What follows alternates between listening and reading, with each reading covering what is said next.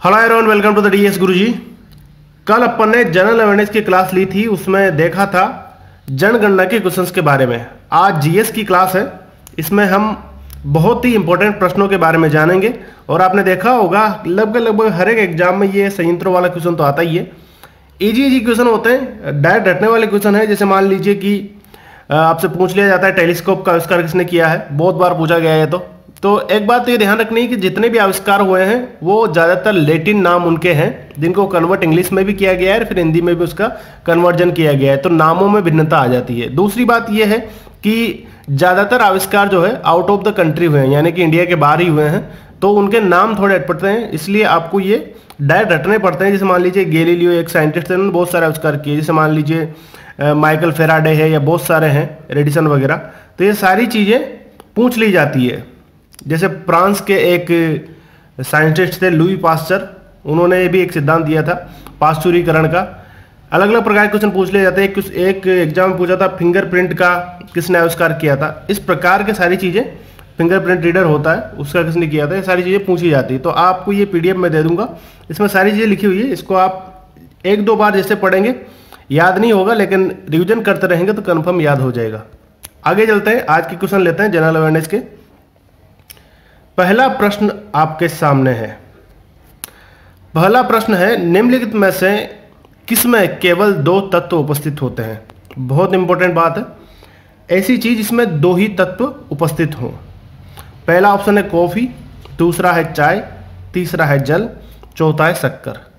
Sugar का formula आपने देखा होगा, ग्लूकोज का जो फॉर्मूला होता है उसके सिमिलर फॉर्मूला होता है ग्लूकोज, फ्रक्टोज और शुगर।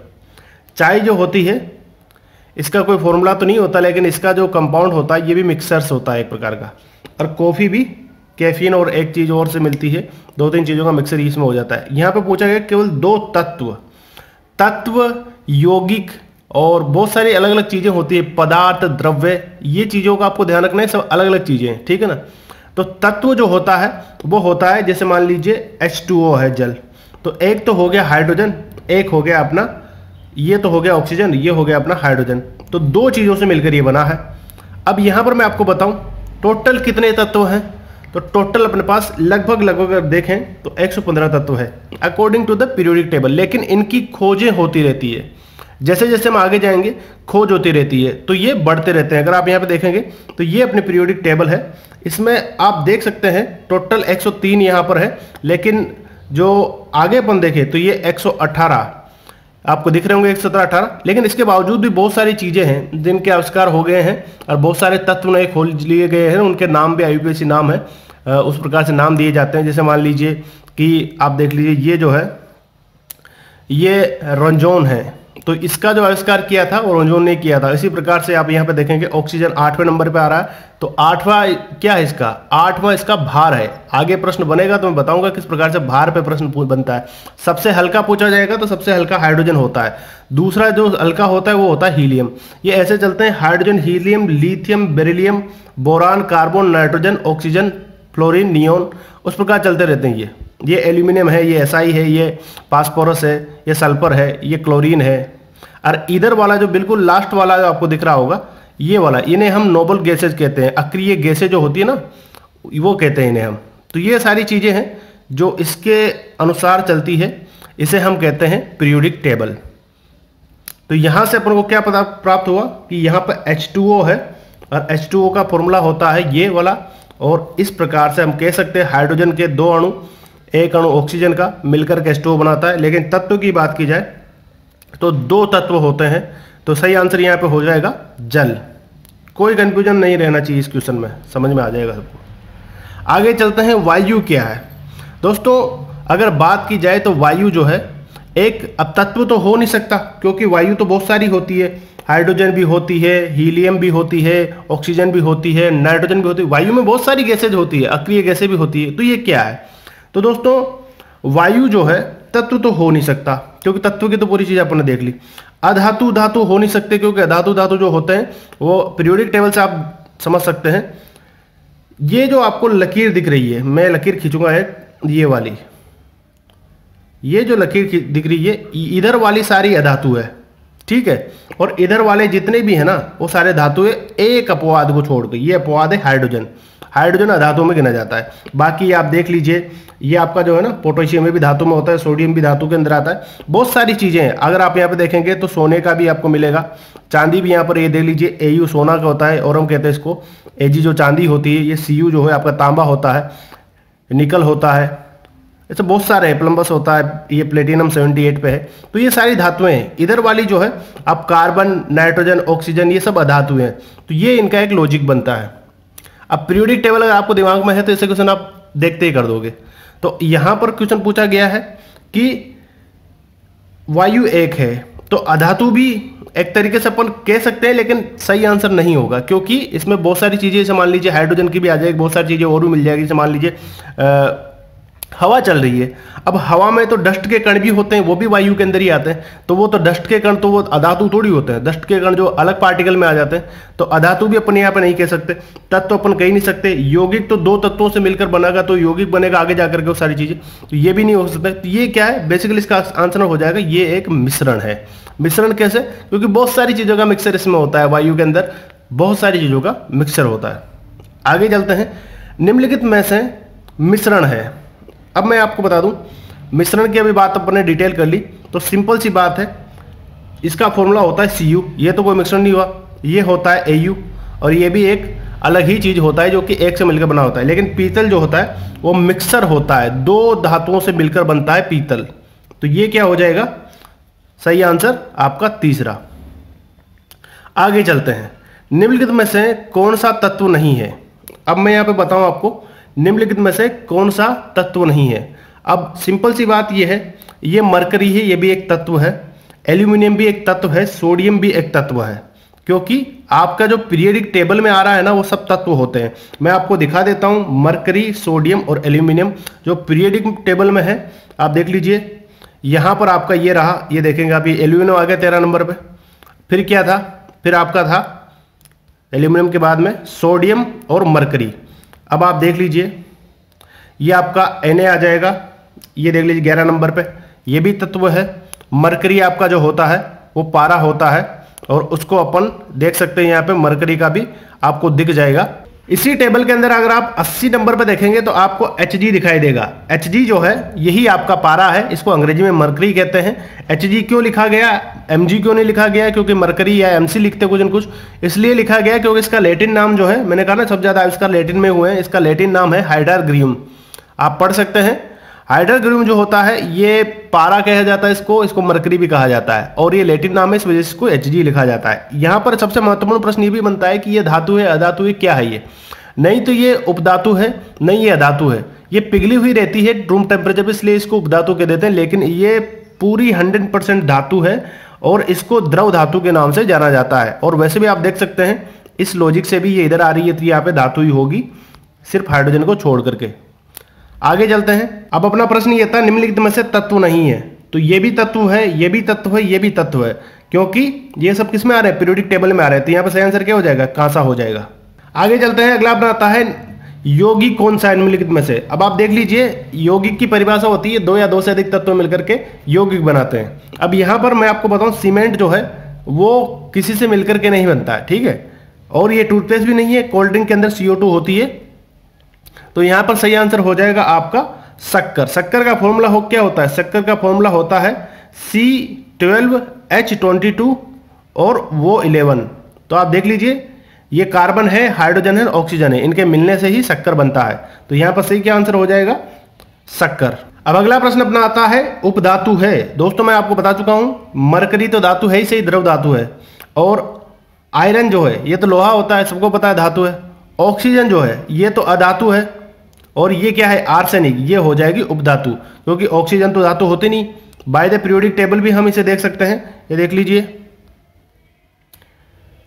यहां पर ये जितने भी चीजें आएंगी ना, बोरोन, सिलिकॉन, JeAs, ये है आर्सेनिक, 33 नंबर पे आपको दिख रहा होगा। फिर Sb आता है, और फिर आता है टेलिलियम। ये सारे जो है टोटल आप देख सकते हैं 6 है ये, और ये 6 के 6 क्या है, उपधातु है। इधर वाले सारे ये अधातु है, ये सारे धातु है, हाइड्रोजन को छोड़ दे तो, ठीक है। आगे चलते हैं, अगला प्रश्न अपना आता है, वो भी उससे रिलेटेड है, अधातु है। दोस्तों अधातु यहाँ पर सिल्वर जो है ये तो धातु है, गोल्ड भी धातु होता है, आयरन भी धातु होता है, तो वैसे भी आप इसका आंसर लगा सकते हैं अगर आपको गंधक का नहीं पता हो तो। सल्फर को गंधक कहते हैं, और सल्फर जो है मैंने जो लाइन आपको बताई पीरियोडिक टेबल में उसके बाद ही आता है। तो ये देख लीजिए, ये उपधातु वाली लाइन है, और ये सल्फर कहाँ आ रहा है 16 नंबर पे, इधर आ रहा है, तो इधर अधातु होगी, इधर धातु होगी। सिर्फ हाइड्रोजन को छोड़ दें क्योंकि हाइड्रोजन जो है अपवाद है। समझ में आ गया होगा। आगे चलते हैं, द्रव धातु है। द्रव धातु पारा होती है, अभी जस्ट मैंने बताया आपको, मरकरी भी से कहा जाता है। आगे चलते हैं, अगला प्रश्न अपना आता है, जल में हाइड्रोजन तथा ऑक्सीजन का भार के आधार पर अनुपात होता है। बहुत इंपॉर्टेंट प्रश्न है, बहुत इंटरेस्टिंग प्रश्न है। अब देखो मैं क्वेश्चन को करना सिखाता हूं, अगर क्वेश्चन नहीं आता तो क्वेश्चन को कैसे किया जाए। सबसे पहली बात, ये तीसरा नंबर का ऑप्शन देखिए, ये कोई अनुपात है क्या? अनुपात हमेशा जो है सरलीकृत होकर आता है, यानी कि ये इसका सरलीकरण क्या होगा, 1:4 होना चाहिए।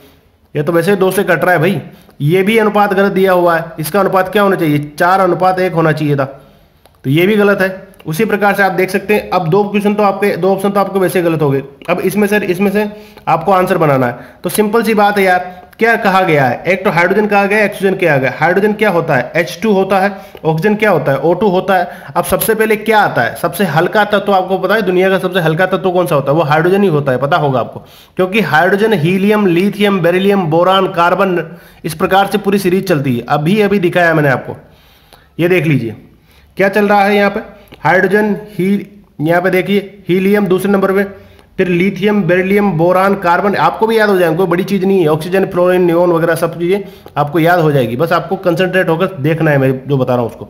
तो यहां पर आप देख लीजिए, सबसे हल्का तत्व यहाँ पे क्या होता है, हाइड्रोजन होता है। तो हाइड्रोजन जब सबके हल्का तत्व होगा तो यहाँ 8 कैसे आ जाएगा, इसका 8 भार कैसे आ जाएगा, ये ऑक्सीजन से हल्का कैसे हो जाएगा, तो ये ऑप्शन वैसे गलत हो जाता है, दूसरा ऑप्शन सही हो जाता है। फॉर द कंसेप्ट, ये तो मैंने आपको बताया तरीका कि किस प्रकार से आप क्वेश्चन कर सकते हैं। कंसेप्ट के आधार पर चले तो हाइड्रोजन का जो द्रव्यमान है वो 1 आप परमाणु क्रमांक से देख सकते हैं, और ये जो है 8 है। और आपको मैं बताऊं, जैसे जैसे आगे बढ़ेंगे, जैसे अपना भार बढ़ता है, तो सबसे हल्का हाइड्रोजन और 8वें नंबर पर आपका ऑक्सीजन आ रहा है। वैसे भी आपको याद हो सकता है, और ऐसे भी आप कर सकते हैं, 2 तरीके से इस क्वेश्चन को किया जा सकता है। तो यहाँ पर हो जाएगा 1:8। अगला प्रश्न अपना आता है, विभिन्न तत्वों के निश्चित अनुपात में संयोग पर प्राप्त होते हैं। दोस्तों सीधी सी बात है कि विभिन्न तत्व हैं जो मिलेंगे निश्चित अनुपात में, तो क्या मिलेंगे, तो आपको मैं बता दूं, एक होता है आपका H2O, हाइड्रोजन के 2, ऑक्सीजन का 1। विभिन्न तत्व हो गए 2 अलग अलग, अनुपात क्या है, इसका 2 आ जाएगा, इसका 1 आ जाएगा। क्यों आ जाएगा, क्योंकि इनकी वैलेंसी पूरी करने के लिए 2 होना पड़ता है, क्योंकि ऑक्सीजन की वैलेंसी यानी कि संयोजकता कितनी होती है, 2 होती है। तो एक हाइड्रोजन इधर आ जाएगा, एक हाइड्रोजन इधर आ जाएगा, तो इससे क्या बनेगा, OHH, इसको क्या कह सकते हैं, H2O। समझने की कोशिश कीजिए, कोई ज्यादा भारी वाली केमिस्ट्री नहीं पढ़ा रहा हूं, सिंपल चीज बता रहा हूं, ध्यान से देखिएगा, बहुत डीपली बता सकता हूं उसको मैं, क्योंकि इससे मैं पढ़ा हूं। H और H, ठीक है, हाइड्रोजन का 1, हाइड्रोजन का 1, ऑक्सीजन का 1, तो हाइड्रोजन कितने हो गए 2, ऑक्सीजन कितना हो गया 2, तो ये क्या हो गया, एक निश्चित अनुपात में। अनुपात कैसे डिसाइड होगा, अनुपात तब डिसाइड होगा जब आपका जो है पता चलेगा। कैसे पता चलेगा, क्योंकि उसकी वैलेंसी क्या है। अगर यहां पे होता, आपने देखा होगा SiH4 देखा है ना, SiH4 नहीं देखा होगा तो CH4 तो देखा ही होता ना, एथेन, मेथेन, प्रोपेन, ब्यूटेन, बेरी, तो इस प्रकार से आप देख सकते हैं। तो ये CH4 होता है, ये एक H इधर आ जाएगा, एक H इधर आ जाएगा, एक H इधर आ जाएगा, एक H इधर आएगा, क्योंकि कार्बन की संयोजकता 4 होती है, इस वजह से होता है। तो आपको यहाँ पे क्या पूछा गया है, अनुपात में संयोग पर प्राप्त होते हैं, यानी कि 2 तत्व मिलेंगे और उनका एक निश्चित अनुपात होगा, तो उससे क्या बनेगा, H2O क्या था, H2O आपका यौगिक था, तो सही आंसर क्या हो जाएगा, यौगिक। अभी मैंने बताया था कंपाउंड के बारे में आपको, कंपाउंड सेम चीज है। अभी शक्कर का बताया था, शक्कर में क्या था, शक्कर का फॉर्मूला क्या होता है, C आपका हो जाएगा 12H22O11। क्यों हुआ ये, क्योंकि इस प्रकार से इनकी संयोजकता जो है वो मिल रही है। अगला प्रश्न आपका आता है, निम्नलिखित में से लेटिन प्रतीक वाला तत्व है। लेटिन, मैंने कहा ना कि जो लेटिन शब्द था वो Hg था, और उसको वैसे के वैसे रखा गया तो वो पारा बन गया, और उसको वैसे तो पारा कहते हैं या मरकरी कहते हैं, लेकिन उसको Hg से डिनोट कर देना। इसी प्रकार से यहाँ पे पूछा गया है कि लेटिन क्या चीज है, तो मैं आपको बता दूं, जो लेटिन है यहाँ पर एल्यूमिनियम जो है उसको Al से डिनोट करते हैं, सोडियम को Na से डिनोट करते हैं, सिलिकॉन को Si से, और मैग्नीशियम को Mg से। ये सारी चीजें आपको पता होनी चाहिए। अब यहाँ पे पूछा यह है कि इनमें से लेटिन कौन है, तो ये तो सिंपल याद करने वाली चीज है कि सोडियम जो है ये लेटिन प्रतीक वाला तत्व है। तो सोडियम को क्या करते हैं अपन, Na से। तो यहां पर Na इसलिए आ रहा है कि अगर सोडियम इंग्लिश नाम है तो इसको ऐसे से डिनोट करना चाहिए था। भाई इंग्लिश से तो ऐसे बनता ना, लेकिन क्या बन रहा है, Na बन रहा है। तो किससे हो गया, सिंपल सी बात है, ये तो लेटिन से हो रहा है क्योंकि उसका नाम लेटिन में Na से शुरू होता है। इसी प्रकार से मैं एल्यूमिनियम को देखें, अंग्रेजी का नाम है लेकिन Al से हो रहा है, तो Al वाला तो अंग्रेजी का हो गया। मैग्नीज को देखें तो मैग्नीशियम तो जो है Mg से होता है अपना, इसका तो Mg हो गया। तो इस प्रकार से सिलिकॉन जो होता है वो उसका Si से डिनोट करते हैं। तो ये तीनों अंग्रेजी है, आगे के दो अक्षर ले लिए Si, Mg और एल्यूमिनियम, तो तीनों तो हो गए अंग्रेजी। लेकिन अगर अपन यही चीज अपन सोडियम पे अप्लाई करें तो सोडियम की स्पेलिंग क्या होती है, SO। तो इस हिसाब से तो इसका जो है फॉर्मूला SO होना चाहिए था, लेकिन डिनोट किससे करते हैं, SO से नहीं करते, Na से करते हैं। क्यों करते हैं, क्योंकि ये लेटिन नाम है इसका, Na वाला। आगे चलते हैं, अगला अपना होता है गोल्ड का रासायनिक प्रतीक क्या है, बहुत ईजी है। ये आपका हो गया सिल्वर, ये आपका हो गया औरम, ये आपका हो गया आर्सेनिक, ये आपका हो गया ग्लेडियम। अब मैं आपको सीधी सी बता दूं, ये जो औरम है इसी को ही गोल्ड कहते हैं और ये भी लेटिन नाम ही है, ठीक है। आगे चलते हैं, आगे अपना आता है कोई तत्व हाइड्रोजन के 3 परमाणु से क्रिया करके यौगिक बनाता है, उस तत्व की संयोजकता कितनी होगी। अरे यार सीधी सी बात है, कोई ऐसा तत्व है जो हाइड्रोजन के 3 परमाणु से क्रिया करके यौगिक बना रहा है। शायद एक क्वेश्चन अपन ने छोड़ दिया, चलो ठीक है पहले इसको कर लेते हैं। कोई तत्व हाइड्रोजन के 3 परमाणु से मिलकर क्रिया करके एक यौगिक बनाता है, उस तत्व की संयोजकता कितनी होगी। हाइड्रोजन के 3 परमाणु से मिल रहा है, जैसे मान लीजिए सिंपल सा कोई ऐसी चीज लेते हैं जिसकी संयोजकता 3 है। तो ये कोई तत्व है X, 3 हाइड्रोजन से मिल रहा है, ये 1 2 और 3, ठीक है। तो संयोजकता कितनी होगी, 3। बहुत इजी क्वेश्चन है, तो सही आंसर हो जाएगा चौथा। भाई जिसके जितने हाथ होंगे उतनी चीजों को तो पकड़ सकता है। आगे चलते हैं, ये वाला छूट गया था, इसको ले लेते हैं। प्लम्बस का प्रतीक क्या है, प्लम्बस का प्रतीक बेसिकली ये होता है Pb2+। ध्यान रख लेना, ये ऑक्सीकारक अंक के द्वारा निर्धारित किए जाते हैं। तो यहाँ पर जो आपके इसके ऊपर 2 जो है इसने डिनोट कर दिए होते हैं, डोनेट करने के बाद इसमें पॉजिटिव आवेश आ जाता है, इसलिए Pb2+ इसको कहते हैं। आगे चलते हैं, अगला होता है यौगिक। बहुत सारी चीजें हैं जो समझने की है, बहुत सारी चीजें डायरेक्ट याद करने की, ऐसा कुछ इसमें है नहीं। यौगिकों को संकेतात्मक रूप से प्रकट करने के लिए प्रतीकों का समूह के रूप में लिखा जाता है, इसे कहते हैं। यानी कि यौगिकों को संकेतात्मक रूप से प्रकट करने के लिए प्रतीकों को लिखा जाता है, इसे क्या कहते हैं दोस्तों, सीधी सी बात है, इसे अणुसूत्र कहते हैं। जैसे मान लीजिए ये तीसरा आंसर यहां पे सही हो जाएगा।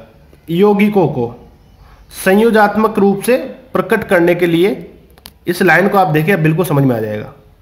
यौगिक क्या हुआ, सबसे पहले तो यौगिक तो हुआ H2O, या ग्लूकोज का फॉर्मूला ले लीजिए, या NaCl ले लीजिए, NaCl। ये क्या हो गया, ये नमक है, ये पानी है।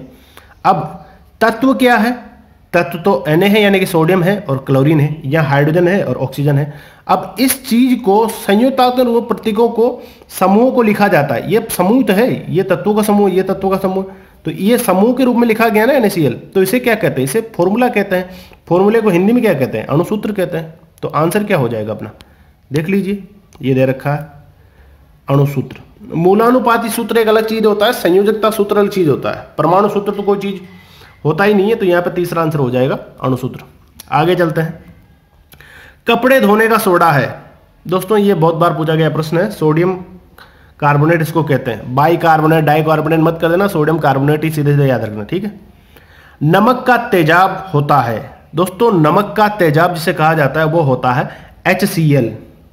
ध्यान रख लेना, इसका फुल फॉर्म होता है हाइड्रोक्लोरिक एसिड, और आप जो टॉयलेट क्लीनर यूज करते हैं ना उसमें यही होता है।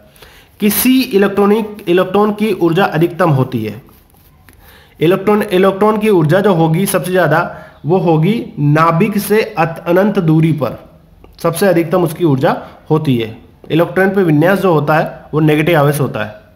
आगे चलते हैं, हम रसोई में द्रवित पेट्रोलियम यानी कि LPG का प्रयोग करते हैं। सिलेंडर में LPG द्रव के रूप में होती है, सिलेंडर से बाहर आते ही ये गैस में परिवर्तित हो जाती है।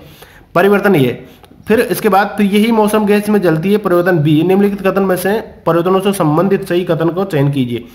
कुल मिला के सीधी सी बात इन्होंने पूछी है। पूरा क्वेश्चन यहाँ पर थोड़ा दिख नहीं रहा होगा आपको, इसलिए मैं थोड़ा सा इसको नीचे करूंगा, ठीक है भाई। अपन ने LPG ली, सिलेंडर में किसी होती है, लिक्विड होती है, पानी की फॉर्म में होती है, गीले हो जाओगे आप अगर सर्दियों में उसको निकालोगे तो। बहुत ठंडी होती है, पानी की फॉर्म में होती है। सर्दियों में गीले होगे क्योंकि गर्मी में होगी तो वो सबसे गैस में हो जाती है, वो बाहर निकलते। और जैसे ही उसको बाहर निकाला तो जलती है, तो उसमें एक परिवर्तन होता है, ये गैस के रूप में हो जाती है। तो भी अगर निम्नलिखित में से इन कथनों में परिवर्तन से संबंधित सही कथन का चयन कीजिए। अब यहाँ पे आपको कथन दिए हुए हैं। पहला, प्रक्रम बी एक रासायनिक परिवर्तन है। पहला दिया हुआ है प्रक्रम बी। अब प्रक्रम बी कौन सा है? जो गैस थी वो किस में परिवर्तित हो गई वापस, जो लिक्विड गैस थी वो किस में परिवर्तित होगी? यही गैस जलती है। किस में जलेगी तो क्या बनेगी? धुआं हो जाएगी, गैस में परिवर्तित हो जाएगी, लिक्विड थी जो। तो ये क्या हुआ? ये जो परिवर्तन हुआ ये क्या हुआ? रासायनिक परिवर्तन हुआ। बिल्कुल सही बात है। कैसे परिवर्तन हुआ? क्योंकि पहले क्या था? पहले तो वो थी आपकी एलपीजी, बाद में क्या बनी? बाद में वो बन जाएगी CO2। CO2 क्या होता है? धुआं, कार्बन डाइऑक्साइड या कार्बन मोनोऑक्साइड, CO बन जाएगी। तो क्या होगा उससे ये होगा कि एक जो चीज अपने पास थी एलपीजी, उसका फॉर्मूला कुछ अलग था, CH4 या कुछ भी ले लीजिए आप, CH4 तो मेथेन का होता है। अब वो चीज किस में चली गई? CO2 में चली गई। क्यों चली गई? ऑक्सीजन से भी क्रिया कर ली उसने और धुआं हो गई, जैसे आपने आग लगाई। तो ये क्या परिवर्तन हुआ? ये रासायनिक परिवर्तन हो गया। ठीक है।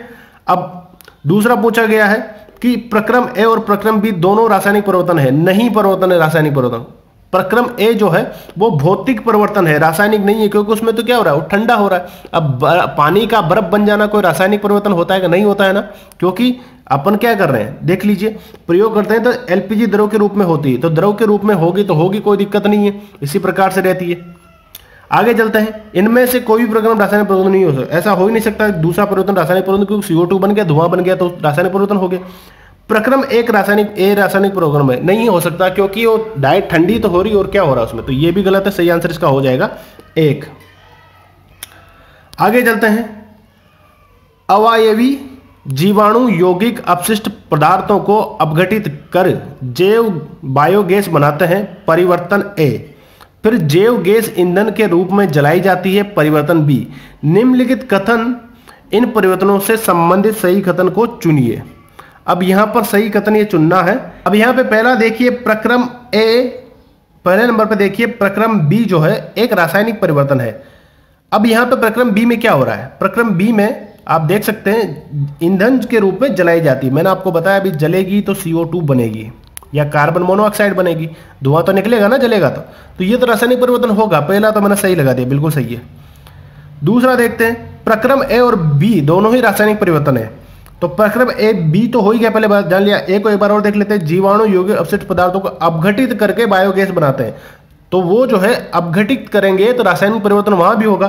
तो A भी रासायनिक परिवर्तन है, B भी रासायनिक परिवर्तन है। दूसरा ऑप्शन जो है पहले ऑप्शन से भी ज्यादा सही है, तो दूसरा सही लग रहा है अभी। तो आगे चलते हैं। इनमें से कोई भी प्रक्रम रासायनिक नहीं है, ऐसा हो ही नहीं सकता। एक जल रहा है तो वो तो एक तो है ही, और दूसरा भी अपशिष्ट हो रहा है तो वो भी हो रहा है। केवल एक ही रासायनिक परिवर्तन, ऐसा नहीं है, दूसरा भी है। तो सही आंसर हो जाएगा यहाँ पर 2।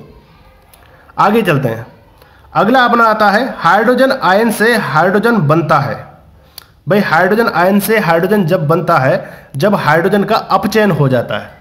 अपचयन एक अभिक्रिया होती है, इस वजह से बनता है। अगर ये सारी चीजें हाइड्रोजन का अपघटन, ऑक्सीकरण, वियोजन क्या होता है, ये डिटेल में अगर जानना हो तो कमेंट में लिखिएगा, एक लेक्चर ले लेंगे पूरा जिसमें डिटेल ही बता देंगे। लेकिन आपको क्या है, प्रश्न चाहिए, इस वजह से मैं क्वेश्चन पे आ रहा हूँ डायरेक्ट, नहीं तो ये थ्योरी इतना ऐसा अच्छा समझा सकता हूँ, आप भूलोगे नहीं कभी जिंदगी में।